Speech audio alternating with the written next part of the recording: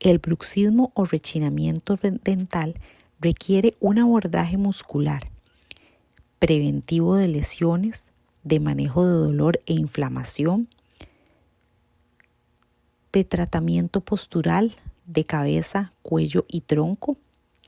de movilidad selectiva a nivel mandibular